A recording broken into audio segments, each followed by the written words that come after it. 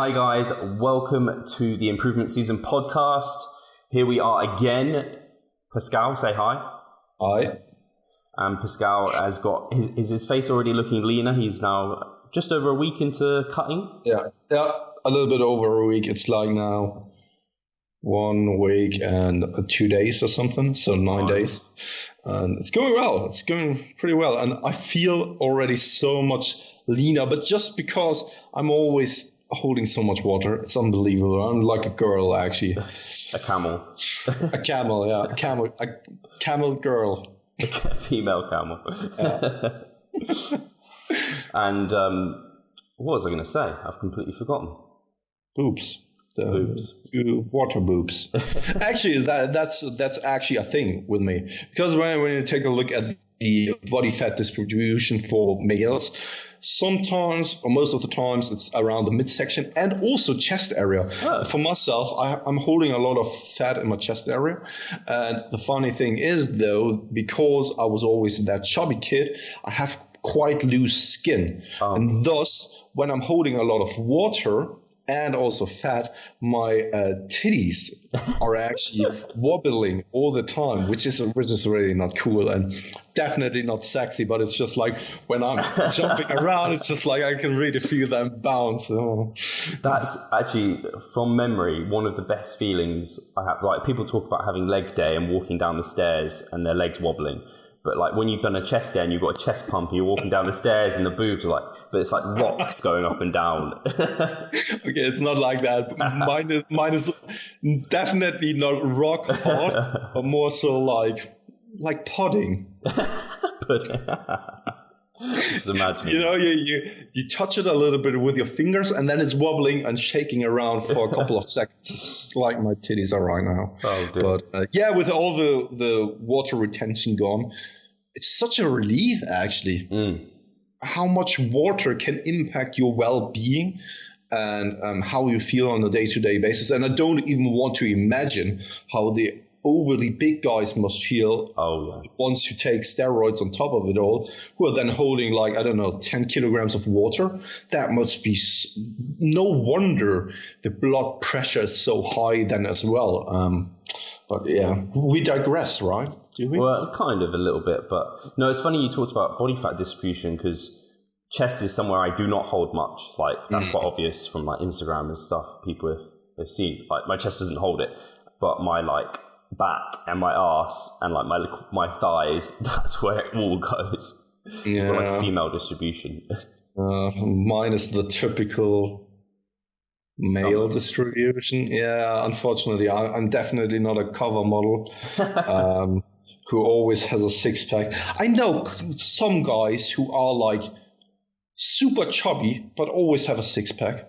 That's like me. Those goddamn sons of bitches. But my six-pack is terrible, so it's not even six. Yeah, but have I ever showed you that one fitness YouTube kind of guy from Germany? I think I did. Super thick pecs, right? And he's, even in his deepest off-season, it looks like as if he's shredded, simply because his pecs are so thick. But it also doesn't look good. Yeah. That being said, I mean, for bodybuilding and also for men's physique, it's a little bit too much. But still, when he's deep in his off season, he still looks lean because he's always having that six pack. And I mean, in the day of age of now, where at least the guys think that a six pack is necessary to look good, that's a good trait to have, I think. Yeah. But unfortunately, I don't. So, yeah. It always makes me laugh because I'll be like 18, I could be up to 20% body fat probably and still have like a slight outline of abs. And people are like, oh, you should keep bulking. That's great. And it's just like, yeah, I'm not sure this is a good idea. Have you seen my face and butt? Like, I'm wearing like size 36 trousers. This is not. God, I mean, when I came off the off season, the first thing that disappeared was these slight outlines of my abs. Right? I mean, it's just like, oh shit. I'll probably never get some good abs, but. Sad times. But actually, sad times, really. You were talking about, and something we did want to talk about is kind of, we've talked about change and struggling to make change. And we thought it would be good to talk about how to analyze how things have been going and then how to make those appropriate adjustments, because we've talked about how people get very much set in their ways, they're a bit dogmatic, change is not fun, but we didn't really talk about how to practically look at what's happened and then assess that and use that information to progress forward. And really we came about this because we had a really cool chat beforehand about how you're thinking of restructuring things because you found out some things about certain kind of volume landmarks effectively for different muscle groups. And execution and things like this, and I was the same. And in fact, you're looking to restructure from 6 to 5 days a week. Is that right? Potentially, maybe even go down to something like 4 days a week, simply because, so where should I begin? I think most of the time for people to make a change, there needs to be a trigger. And the trigger must be so severe that they are forced sometimes to make that change. May it be something like losing weight, gaining weight, or changing something in your training regime. For me personally, we've talked about it over the previous few weeks a couple of times. My back is always flaring up. Ever since 2014, it's really always bugging me. It's always the same area. And I think that it comes down to the overall volume I'm doing for my back. And on top of it all, I think that over the past year, my mind-muscle connection and my awareness of how to hit a body part and how to really pound that has improved massively. Thus, I don't think that I need to do that much of sets and reps anymore to get the same amount of stimulus in for that specific muscle group. Because when I look back, there were times where I did like 7 sets per exercise, which is insane when you really think about it. But it was just going through the ranges of motion. I never really felt it in that intended muscle group. Now it's like when I want to hit a specific part of my back, I actually am able to do so. And thus, the performance decrease I experience and see in one given training session is rapidly decreasing. And thus, I don't need that much amount of work because... Can sorry to completely interrupt the flow there. You talked about the performance decrement. Do you find it's like set to set within a certain workout? So I know for me, and we talked about before, like my chest, I find easy to activate, like it grows well. I find like, if I do my first set, 3 reps in reserve, I won't be able to repeat performance. It will go like 9, 8, 7. Whereas for back, which I find difficult to, I can kind of repeat performance pretty comfortably. Is it like that for you? Absolutely. And just to give you an example, what I did in the past was, let's say, I do love that one-arm row machine. So it is basically 2 arms, but I always take 1 arm at a time because I want to hit my lats really properly. And you can do it better when you do it unilaterally. And thus I take 1 arm at a time. What I did in the past was I have training protocols and still some training sheets on my desktop where I was doing like 7 sets per exercise with the same amount of load. The load hasn't changed significantly, right? But the quality of reps I'm doing right now has changed significantly. Like it's like night and day. When I do a rep now, it's like every single time I'm pulling out of my lats, contracting it, and hitting that muscle part I want to hit. With, of course, the muscle groups that are involved as well, but they only act like a stabilizer or like a secondary part in the movement itself. Whereas back in the days, I think that I did use too much momentum perhaps, and also that all the other muscle groups assisted too much in the movement itself, and thus I didn't get so fatigued in that specific muscle group, such as the lats, because every other muscle group was working and helping and aiding with the work as well. It's like, let's just say that you're walking, like you are supposed to walk 1 mile.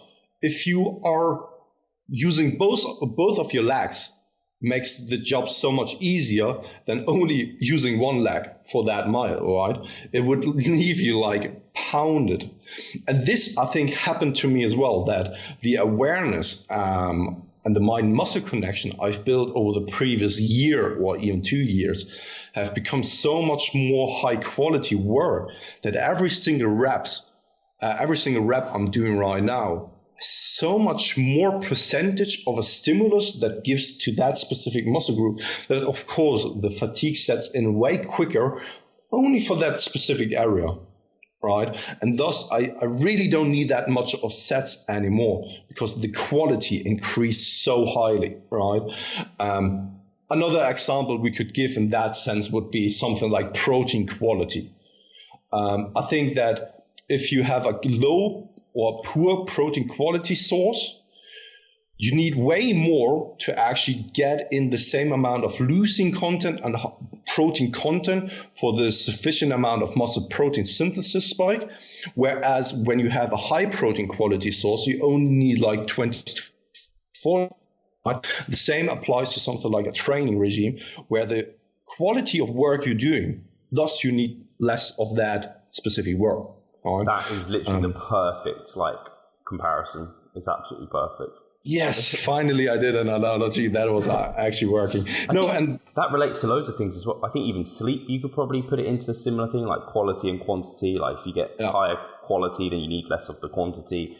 No, that's brilliant. Carry on, sorry. And that's why over the previous year, I needed to really reevaluate what I'm doing right now because my back is always flaring up.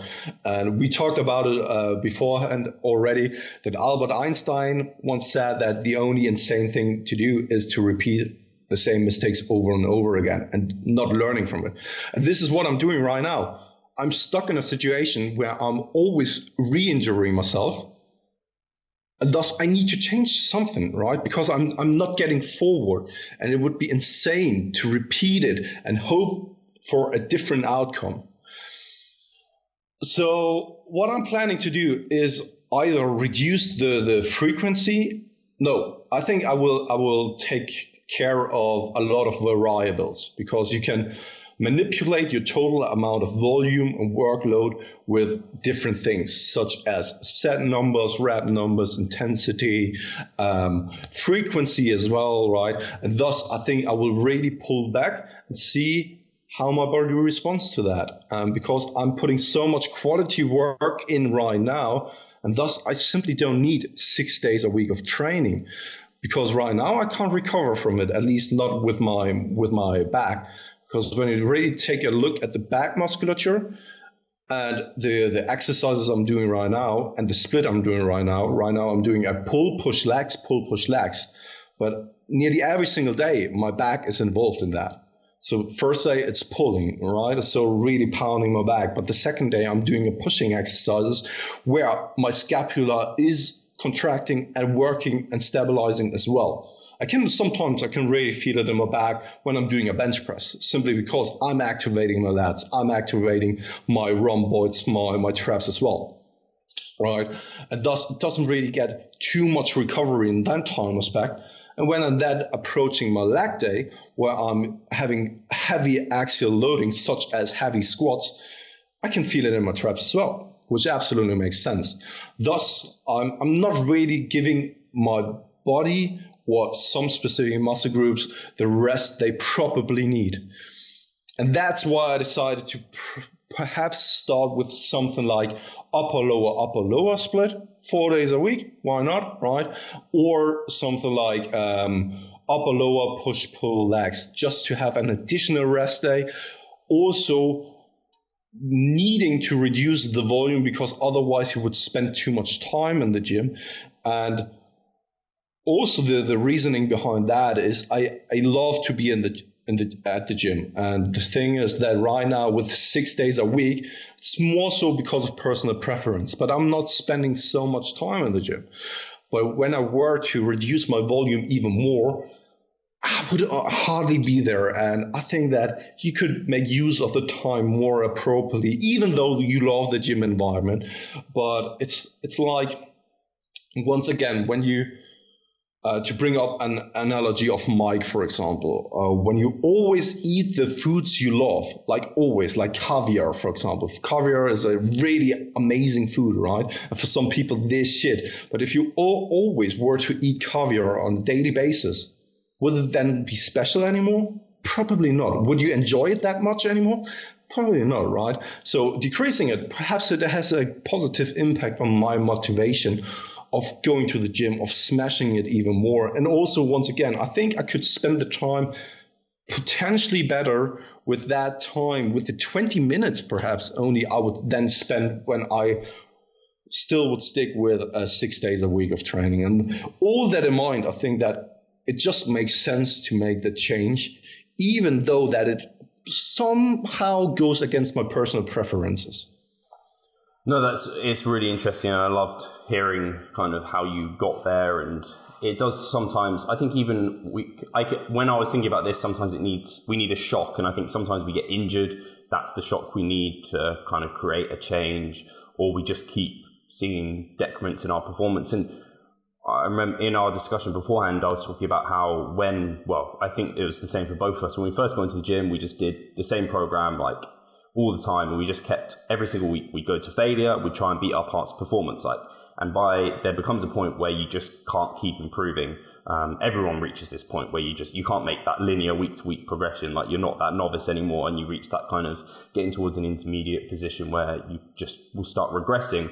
And obviously we didn't deload. You don't need periodization at that period of time. And that's when you realize, shit, there's more to this thing than just going in there and piling on tons of volume and just hitting myself until failure. Like, it's just not going to work. You start seeing decrements in performance. And I think I probably got injured at times, and I definitely lost my motivation to go. And for ages, I didn't realize there was more to this than just going in the gym and pounding it. And I tried different things, and my body didn't change for years because of this.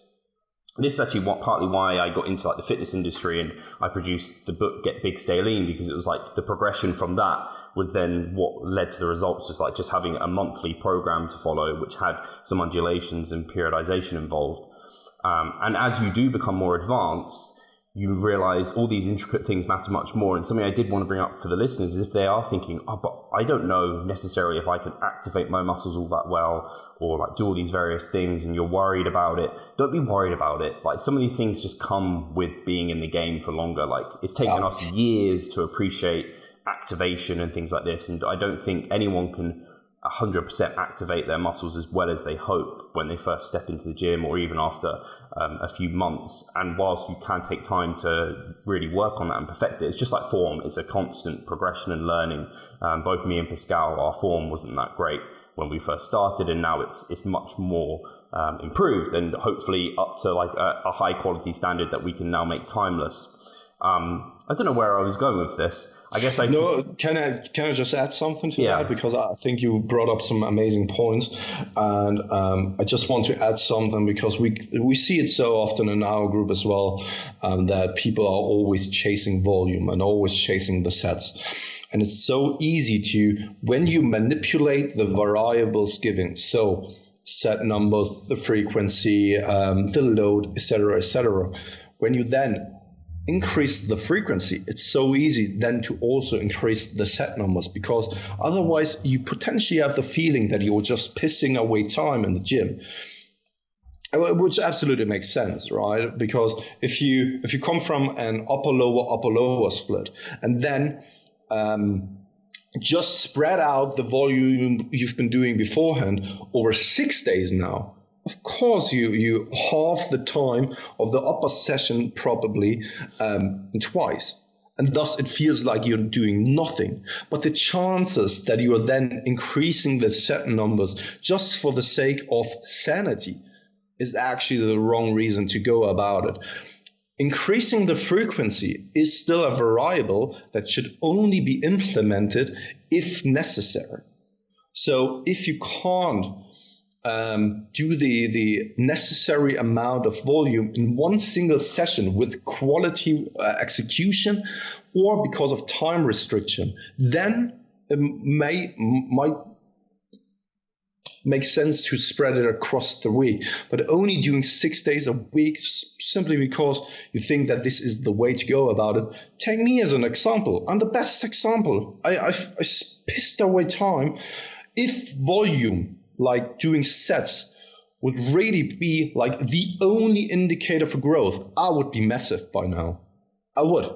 Because I had times where I increased the set numbers to 7 sets per exercise per week, even for heavy compound lifts and stuff like that. If that was the case, that at the end of the week with 35 sets per exercise, per muscle group, would mean that you would just get massive and more is always better. That's simply not how it works. And take me as an example. I'm still smaller than you, Steve. And I did tons and tons of volume and sets. And that's not the way to go. And especially not when you're just going through the ranges of motion and not putting in the quality amount of work. It's just like, yes, quantity. But quantity doesn't really give you quality outcome. Yeah, all I would say is it's not that someone who is more like when we first got into the gym, it's not that we wouldn't have benefited from like a push-pull leg split. Like you could still grow from that. It's just unnecessary. It's kind of like if you're watching TV, you only need a certain size TV if you're like 2 people are watching a TV. You could have a cinema screen in your bedroom, but you don't need that. It's unnecessary. Like you can, you're not going to appreciate it from it, and it could potentially cause some problems. Like you could just be too big for your room. So that can be the same for like I've got clients who they want to be in the gym 6 days per week. They don't need to be there, so we just make it. I just make sure there's an understanding that your session is going to be really short because you don't need to do that much volume. Totally. And it's the same for me, like working, because I'm doing 2 daily sessions for most days of the week. It just means that they're shorter. And I just have to appreciate that I'm going to be in the gym for a short period of time and not get tempted to just do more volume for the sake of volume, because it does get tempting. It's just like if anyone does move through, and we do with ourselves and our clients, like the volume landmarks, week 1 after the deload, how tempting is it to just fucking go balls to the wall? It's very tempting, but that's short term in mindset. You have to think you need to be able to progress from here. When you leave the gym, you want to be thinking, oh, actually, I could actually overload and progress from here. Because if you're thinking, I'm not sure I can, well, what are you going to do next week? Like, are you going to just pound through fatigue? And then where's that going to lead you? You want to overload and progress that overload. And the only way to do that is to start off with a smaller amount than you, like the minimum amount you actually need.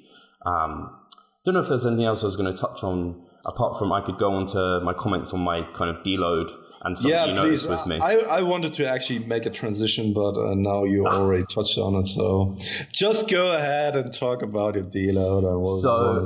It was really interesting.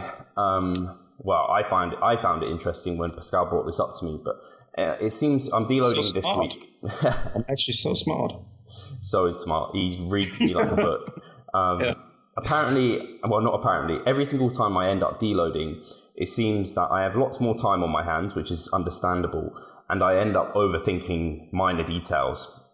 Something I know Pascal noticed with me is kind of I'd end up messaging him and just being like, oh, I'm thinking about doing this to my program, or I'm not sure about this, or like, should I do this? And this week he came back to me and was like, I get the feeling that every single time you deload, like you're a bit stressed out and you're a bit unsure about things. You start questioning yourself. And I'm like, crap, you're completely right. And like I've even put into some of my posts, like as I get into my mesocycle, I go through the process and I embrace it and I enjoy it, and like things are ticking along. And that's not saying I'm ignorant to it.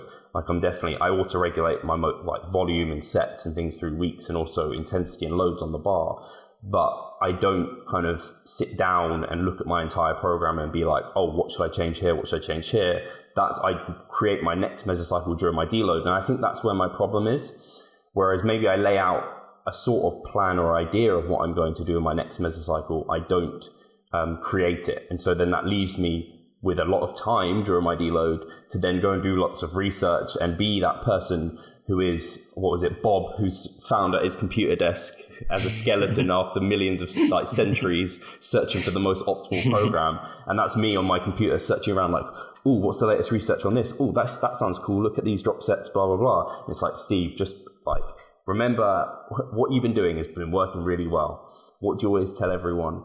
If it's going well, like learn if there's anything that can be tweaked to make it improved, make those adjustments, and then move forward, which is what we're talking about here. And it was so good and refreshing to have that reminder from Pascal. And I think it was good that I brought it up to say to you guys, because we thought like everything that we ever bad mouth or like kind of almost take the piss out of as like bro-ish or like idiotic, we've done it ourselves. Like we've done it. And that's why we feel comfortable kind of calling it out, because yeah, we're by no means perfect. So yeah, a few things. The only adjustments I'm really making for my next mesocycle is attaching some metabolite work. So these are like drop sets, giant sets, myo reps, rest pause, which are going to be nice and fun. Still having a quad and back focus. But a few things I noticed was, particularly I was focusing on, and you know this, Pascal, like my width of my back. And so I used to have 2 pull sessions. One would be like vertical focused, so like lat focus, and the other one would be more like rhomboids, traps, like rows, horizontal rowing focused. So I changed that to have 2 vertical focused days. And what I found was I just was really struggling to progress my pull-ups. There wasn't enough recovery time. And whilst I never really got never really felt like they were massively fatigued or they weren't sore at any points, they just weren't improving particularly. It was just kind of like, these just don't feel like they're improving. So something I'm adjusting there is basically I'm going to go back to the 1 vertical emphasis, 1 horizontal emphasis, and make those horizontal emphasis movements very much chest supported. So I'm taking out my lower back because I'm going to be doing quite a lot of squatting, and also make them more so targeted towards the lat. So I'm going to keep in that 1 arm row, the machine row, which you love, Pascal. I love that as well. It's so good. And yeah, just find some other movements. I'm not completely sure, but find probably an additional movement that's kind of heavily involved with maybe a seal row if I can set it up. I'd love to have something like that within the gym. But I'm not sure I can set that up in my gym. I'll have to have a think about whether I can do that. And then the other adjustment is I kept sumo deadlifts in because I was like, they were going well, but I wanted to take an emphasis away from glutes and hamstrings. And so I was like, I'll just put them on like maintenance. So I only had 2 sets of sumo deadlifts in my program. I kind of screwed myself up from week 1 because I did 10 kilos too much than what was programmed. And then I was being stubborn and didn't want to go back down on weight. So I was trying to progress from this with just intensity. And I managed to until the final week, in which I did 1 set. I think I got like 197.5 for 7. But then I was like, I'm done. I couldn't do any more. I was like, there's no way I can do an additional set. So I'm removing sumo deadlifts because they're heavy, like they're taxing me. I'm going to just put in some either good mornings, slot those back in, or just some more leg curls, or Romanian deadlifts. I'm kind of not sure about Romanian deadlifts because they tax the lats quite a lot. And like you said, like you can get your back, hitting your back just so much, it can end up killing your actual back training sessions. So they're really the only adjustments I'll be making to my training.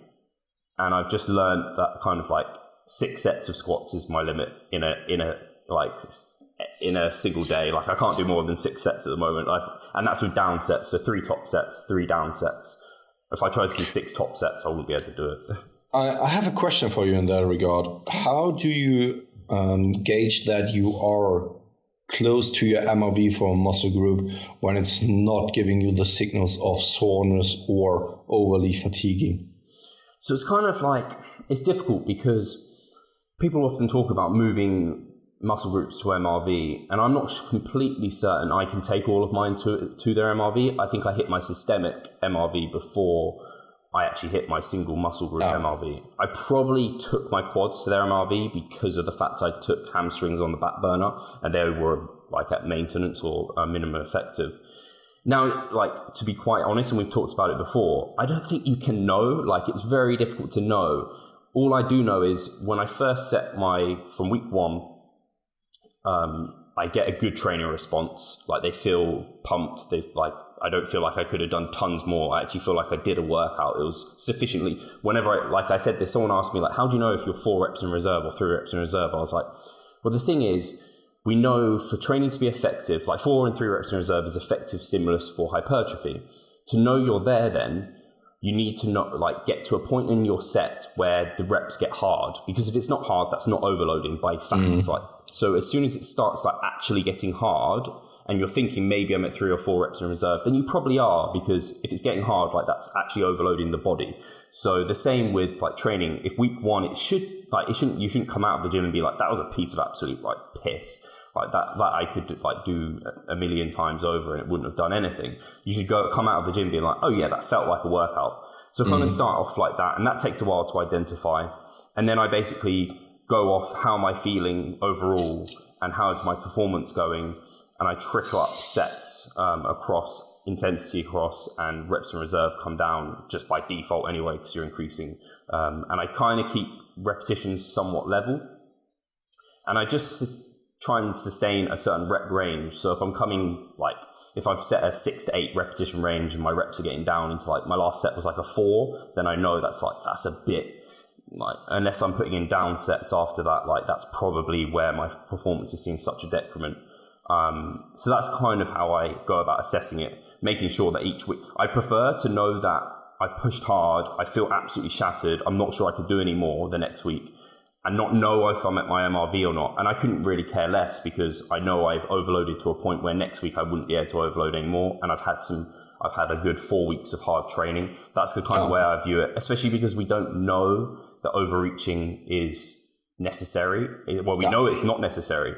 We don't know if it's beneficial, completely beneficial. So if I overreach, I overreach. If I don't, then I've done some really hard work and I know I wouldn't be able to improve on that next week. That's kind of where I see it. No, absolutely fantastic. And I think that everything you just said there, I totally agree. And I feel the same way. I mean, the thing is that also you always need to keep in mind the exercise variation. I mean, something like a Bulgarian split squat will just fuck you up big time, even if you're only doing 1 set, and especially when you are just newly implementing it to your program. Does that mean 1 set is your MRV? Probably not. I mean, you must be a little bit insane if you really think that 1 set of Bulgarian split squats is your MRV, right? And the same applies also to something like a squat. When I finally, after 10 weeks, were able to implement squatting again after I tear my ligament in my right foot, I was able to load it immediately with 140 kilograms. I was only able to do 2 sets of heavy-ass squats. Left me sore for the entire fucking week. Now I'm back after like a complete mesocycle, squatting, and it just feels like, yeah, all right, I could continue, and I could continue. And before I then feel it in my legs in terms of hitting the MRV, I would, before that, being systemically fatigued and feeling like shit in that regard. So I think when it comes to something like that, have a sense of what you are able to do, and also a general sense of what, how should I put it? Just an understanding of that 30 sets plus per body group is probably not the way to go, because do you really need that? No matter what kind of body part it is, or no matter how well you're recovering. I mean, more doesn't always yield to better results. Potentially a small marginal amount, but at a certain point there will be diminishing returns. This is something people always need to take into consideration, and I have the feeling that not many do. That they don't take into consideration that at some point it's probably going downhill from there. And something I wanted to bring up actually is, this is quite personal, I guess, but I think everyone who is listening will be able to relate to it. There's a certain amount, if you have intent in your sessions, you go through exercises with intent, there becomes a point where you're like, I couldn't do another set with a good intent. Like after my 6th set of squats, I was like, that set was good. If I tried to do another one, I know I'd be like lowballing it. I know I would. I'd go in there and I'd be like, this set is going to be like, I know I'm not going to get good reps. I'm just going to end up doing really just volume for the sake of it. I think, like bicep curls, you could bicep curl for fucking ages, but like after a while, you know if you're doing a quality like hard bicep curl versus one that's just like, I'm just doing a bicep curl. And actually something I did want to bring up before, but it's just reminded me, is I think it's funny, in our group at least, there was the talk about whether volume is the most important factor for muscle growth, which I think is why I always say so long as there's sufficient intensity, which could be relative or actual load on the bar, because we know if you go to failure, pretty much any load above 20, I think it's 20% of your 1 rep max now is sufficient, or occlusion work is like fuck all. And then obviously generally 60% plus.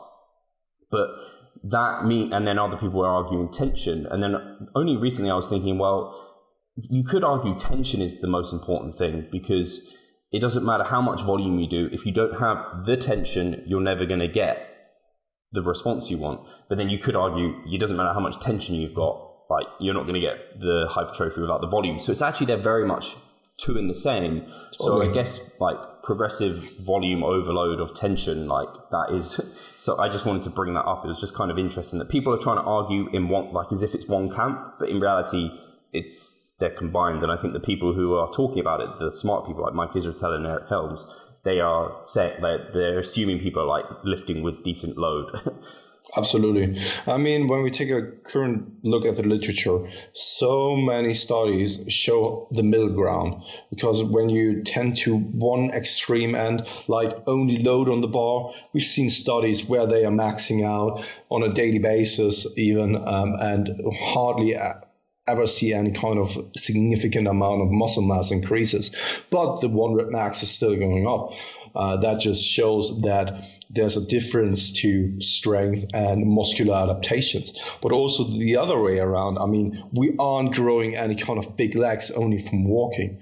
Up to a significant extent, yeah, sure, but this is gravity, right? But in the end, you could walk the entire day and you will never get the legs of Big Ramy, for example, right? So there needs to be a balance between the two, and they work in conjunction with each other and not separately by themselves. And this is so important. And I mean, from what we know so far, there are more components to hypertrophic stimulus and also strength gains than only one variable, right? And I think that this is most of the time overlooked, but this is something that is so easily to forget about. And the same applies also to a lot of nutrition talk, because human beings are most of the time rational thinkers, and they try to find an easy solution. And the most easy solution is actually to find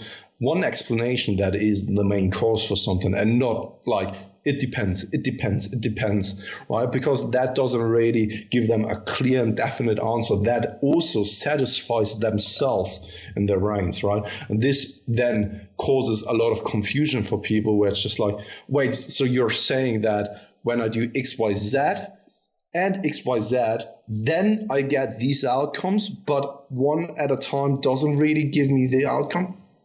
Right? It's a little bit complicated, and I think a lot of people get either mixed up or confused, or simply don't understand the mechanics and the methodologies behind it. It's not just black and white, and it has never been, right? No, I think it's really interesting, because even recently, I know, I think this is related, but James Krieger has been putting out some work. He was recently on Danny Lennon's podcast, where he talked about assessing how to assess you've grown muscle. And he talked about how when we talk about getting a kind of a new volume PR, or like a PR in the kind of traditional hypertrophy rep range, even with a compound movement, that was seen to be like as a good indicator that you've gained size. But he was starting to talk about how even that could be neurological, that could be down to efficiency. And so it then becomes really difficult when you are programming. And we were just talking about this, like my squats are going really well, and so I wanted to keep them in, but then I'm kind of assuming, because strength levels are going up and because I'm like hitting PRs in that rep range, that means it's muscle growth. But he was talking about how we can't be certain of that, and a more certain approach could be, and it appears to be, using like an isolation exercise that doesn't require any kind of you can't get neurologically efficient at like a leg extension. You just are doing a leg extension. So we're saying like hitting a PR on a leg extension, yeah, that's probably more likely for muscle growth. So it's really difficult. Like people get really troubled with this, because obviously we spoke about it. It's like, yeah, you want to milk out the progression with movements, but then are you cutting yourself short? You can't ever be so sure. So this is why you need variable data, and you have to just, I think, as long as you are overloading and progressively overloading, making stuff harder over time, that is the most important thing. And just knowing that it's multifaceted and complicated is good, but don't then let that stop you going and enjoying the process and working hard in the gym. Absolutely. And to add something to that, what we know right now doesn't mean that this is the ultimate state. It could always change, right? Based on literature that comes out in the future. What we are doing right now is we are taking educational guesses on what we know so far. This can always change, and this can always be individualized along the way, which also should be individualized along the way. But just time and making use of the knowledge we've built so far is what we can do right now. And then learning by the process we are going through, and also making then the appropriate adjustments along the way. And it's kind of trusting the process. Yes. It would be amazing to have the definite answer to build muscle mass most effectively, but we aren't there yet. And also, let's not forget that the field of exercise science and nutrition is actually a fairly young one, and only basing their methodologies off from current literature doesn't really help you in any kind of way. There must be an awareness and also acknowledgement of anecdotes, but also, of course, the current literature, and then it can always change over time. Not being dogmatic, that's the way to go, and applying the principles we know of right now, and also applying the principles you've learned for yourself over the time. No, completely. And that actually, I think that relates to, I think it was Powerlifting University. I don't know if you know, they had their recent kind of live seminars and things that different experts were going on and talking about. I managed to catch a few of them, and I caught Mike Youre, and he's kind of talking about his, I think it was like extreme individualization. And I think he was just really hammering home the point that everyone is very different. Like, we come to many of these assumptions that like more volume is better, or like the best way to grow strength is via intensity increases, these sort of like various things, or like we all need this certain amount of protein. And he was kind of like, yes, in many ways, these are the middle of the bell curve. You have people at the either end of the spectrum who, like, they might grow very well from like a high intensity training protocol, or they might not need that much protein. And it's a constant like judgment and assessment. And he was just talking about, and I think this relates back to what our overall topic is, just making very small, slight adjustments to an overall well-based program, which is exactly what we do as coaches, actually. Like, when we get a client, we don't know the insides and outs of them. We know as much as we can, but we learn them, and we're taking them, and then we're adjusting things and making those small manipulations along the way to get the most optimal, hopefully, program for them. And it's constant learning, constant adjustment, and we never give them the most optimal program. We're always working towards optimal. I don't think you're ever actually at your optimal, because conditions are changing all the time. You can't be, by definition, you can't be doing optimal all the time. It's like when you are moving to a new city, you have probably some kind of awareness of what is going on in the city. Probably there are some similarities to the city you've been living in before that, but it's a new environment, and you first and foremost need to get to know that environment, right? But the longer you're living in that city, the better you know your way around it. But still, the city, the time moves still, and it changes along the way, right? That also means that perhaps another part of the city will look completely different in 10 years from now. And this principle applies as well. So we are the ones as coaches who are moving into the city. We have a general idea what might be going on in the city. There are some trains moving, there are some people, there are some supermarkets and malls, but the city in it for itself, we have to get to know as well, right? And then over time, we get a better idea of what is going on there. No, I couldn't have said it better than what you have just then. Like, you've got a map, but it's one thing having the map, and then there's one thing actually driving that route. So you have to then find the best route for yourself. I don't know if we've kind of covered it quite well. I feel like we have. We're 45 minutes in. Hopefully, I think we've discussed some really interesting things. Yeah. People always seem to say we're kind of discussing the things they've been thinking, which is quite nice. That's how I feel like the podcast goes. Like we go on experts, we ask them the questions we kind of want to ask. And so it ends up being similar to what the audience want, which is brilliant. Is there anything else we want to inform the guys on apart from we are now 4 episodes away from the big 100 interview? This, and also yesterday we finally managed to achieve 1 million views over on YouTube. So I want to give a big shout out to every single one of you guys who are following us on our channel, who are subscribed, who are constantly and regularly joining and watching the videos we are releasing there. It is insane just to think about that we hit 1 million views. I know that it's not the biggest thing like for Justin Bieber, for example, right? But for us, it's a really fucking big deal. I want to just say thank you very much for every single one of you guys out there. Really do appreciate that support, and it's just amazing, really. And we're nearly at 10,000 subscribers as well. Yeah, right? Totally. That's exciting. We are, I think, at 9,500 or something. And close to 10,000, which would be amazing to hit as well. And actually, we need to get some, this is probably not for the listeners to worry about, but some statistics on our podcast downloads, because I think we probably get even more views and downloads over there than on YouTube. Oh. Really? At least that's what 3DMJ get. They get like way more. I heard Andrea say it on like their last podcast. They get way more. So that would be interesting.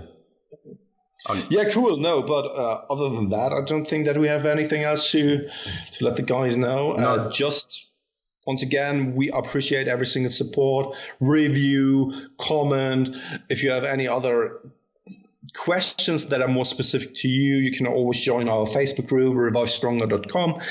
And other than that, the only other thing I might add is a few people have messaged me because they know we're doing Renaissance Periodization, a hypertrophy seminar this year, just to say that we'll be releasing stuff soon. So don't worry.